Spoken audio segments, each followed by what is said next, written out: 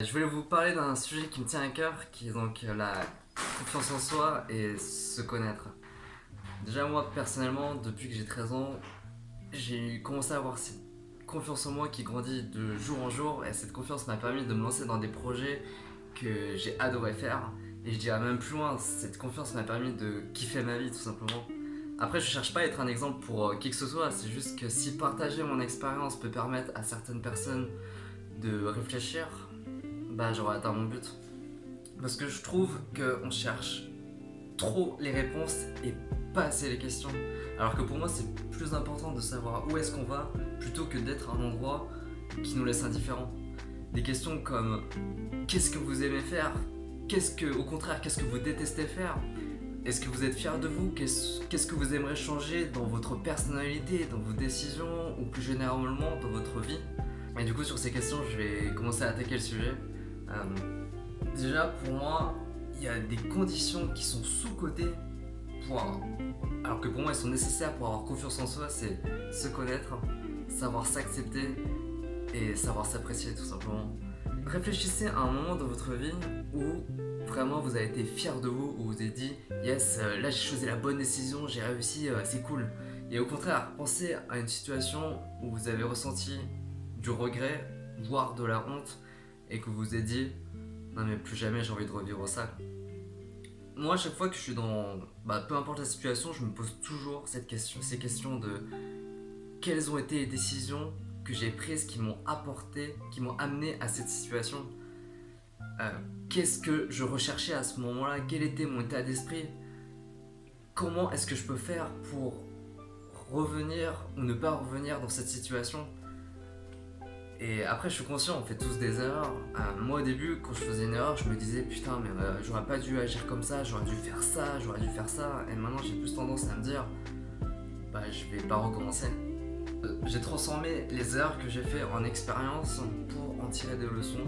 Après, là, je vous parle des expériences personnelles, mais ça peut très bien être les expériences d'autres personnes. Pensez à une personne que vous admirez, pensez à une personne que vous trouvez que c'est un connard, et posez-vous les mêmes questions de comment est-ce que cette personne en est arrivée à être un connard ou comment est-ce que cette personne a réussi à être une personne qui est inspirante au contraire.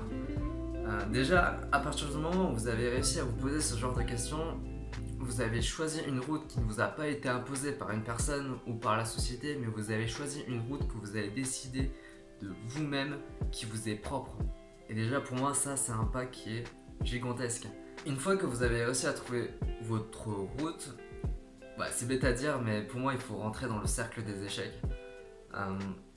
Ça veut dire que là, vous allez dans cette direction et vous avez fait une première action pour vous améliorer et vous avez lamentablement échoué. J'ai limite envie de vous dire une chose qui est assez cliché, c'est persévérer, relevez-vous et au bout d'un moment, vous allez réussir. Moi, personnellement, j'ai fait l'erreur d'être prétentieux et de penser que je pouvais réussir dès le premier essai. Et c'est juste pas possible parce que je suis pas un génie tout simplement. J'ai limite envie de vous dire de apprécier vos échecs parce qu'au final le bonheur que vous allez ressentir lorsque vous avez réussi sera proportionnel à tous les efforts que vous avez fait pour atteindre ce but. Et là vous allez arriver dans une situation où vous vous dites putain mais enfin j'ai mis autant de temps, autant d'efforts pour ça et j'ai réussi enfin. Sur ce, j'ai envie d'attaquer le deuxième sujet qui est assez compliqué, c'est se détacher du regard des autres, qui est pourtant nécessaire parce que si vous accordez trop d'importance au regard des autres, vous n'allez pas avoir assez de temps pour vous consacrer pour vous, pour savoir où est-ce que vous voulez aller.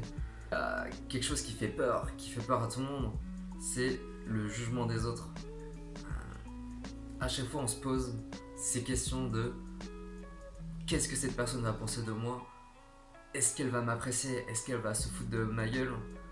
Au fond, je pense que chacun cherche à plaire à tout le monde, ce qui n'a pas de sens parce que tout le monde, il y aura toujours une personne qui sera là pour critiquer ce que vous faites et c'est juste pas possible de plaire à tout le monde. Pourquoi est-ce qu'on cherche, nous en général, à plaire à autant de gens? Parce qu'au final, déjà, mettez-vous dans une situation où vous êtes dans la rue, dans le métro ou dans un parc, vous croisez une personne que vous allez sans doute jamais revoir dans votre vie. Déjà, elle a 95% de chance, cette personne, de ne pas vous calculer du tout. Et si jamais elle vous calcule, elle va prendre conscience de votre existence pendant, allez, peut-être 5 à 10 secondes et c'est terminé. Cette personne n'aura juste aucun impact dans votre vie.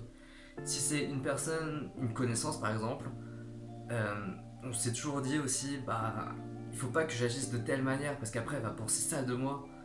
Et au final, si cette personne ne vous apprécie pas tel que vous êtes, c'est juste qu'elle n'est pas faite pour entrer dans votre cercle d'amis. Au contraire de tous vos potes que vous avez qui vous apprécient, vous en tant que personne, parce que vous avez réussi à vous distinguer des autres, parce que vous êtes vous-même et c'est pour ça qu'on vous apprécie. En quoi est-ce que le regard des autres est si important? Et là, j'ai envie de vous raconter une anecdote personnelle, c'est que en soirée, moi je kiffe danser, mais genre vraiment, je pourrais passer ma soirée à danser. Et il y a toujours ce moment où il y a personne sur la piste de danse et les personnes sont là en train de discuter. Et moi au début je me disais bah il y a personne qui danse, je vais pas danser, c'est ridicule, tout le monde va se foutre de ma gueule. Et un jour j'ai eu un déclic, je me suis dit qu'est-ce que je préfère? Est-ce que je préfère m'éclater, danser, même si et prendre le risque que les personnes se foutent de ma gueule, ou je préfère ne pas faire ce que je veux et me conformer à une norme sociale? Bah, comme vous avez pu le deviner, j'ai choisi la première option.